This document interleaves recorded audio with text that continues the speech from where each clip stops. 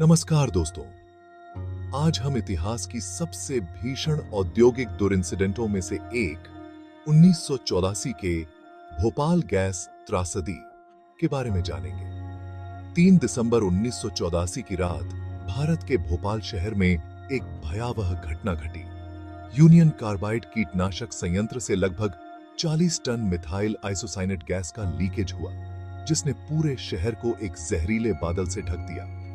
इस घटना के तत्काल बाद के परिणाम विनाशकारी थे।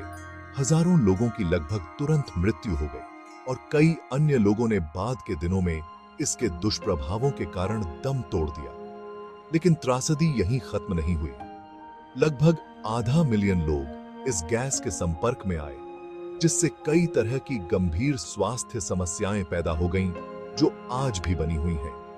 श्वसन संबंधी समस्याएं, कैंसर और विकलांगता कुछ ऐसी स्वास्थ्य समस्याएं हैं जिनसे पीड़ित लोग लगातार जूझ रहे हैं। पर्यावरण पर इसका प्रभाव भी उतना ही भयावह रहा है। भूजल प्रदूषण एक महत्वपूर्ण समस्या बनी हुई है, जो इस क्षेत्र में रहने वाले लोगों के स्ट्रगलों को और बढ़ा रही है।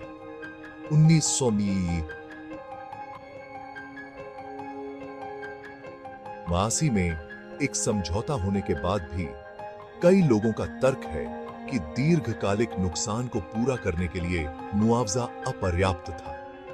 40 साल बाद पीड़ितों की कहानियां बहुत कुछ बयां करती हैं। फरहत जहां और बाती बाई राजक कई अन्य लोगों के साथ ने अपने एक्सपीरियंसेस साझा किए हैं, जो न्याय और बेहतर स्वास्थ्य सेवा के लिए चल रही लड़ाई को उजागर करते हैं।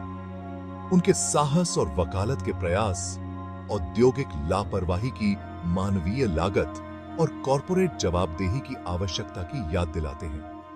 इस आपदा का असर पीढ़ियों तक हुआ है।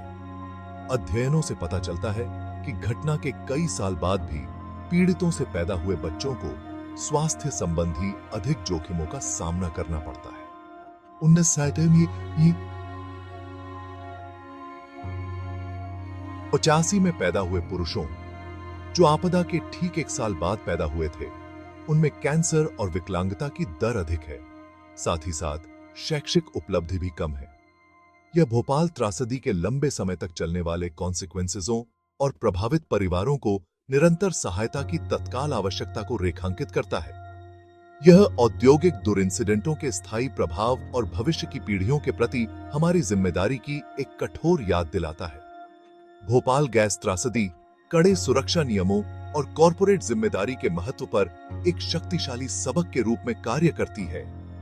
यह केवल अतीत की भरपाई करने के बारे में नहीं है, बल्कि भविष्य में ऐसी आपदाओं को रोकने के बारे में भी है।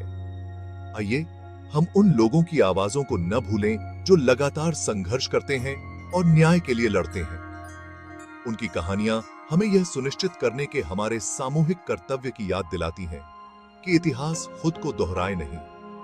देखने के लिए धन्यवाद। यदि आपको यह वीडियो जानकारीपूर्ण लगा हो तो कृपया लाइक करें और ऐतिहासिक इंसिडेंटों के बारे में अधिक जानकारी के लिए सब्सक्राइब करें। आइए हम अतीत से सीखते हुए एक सुरक्षित भविष्य का निर्माण करें।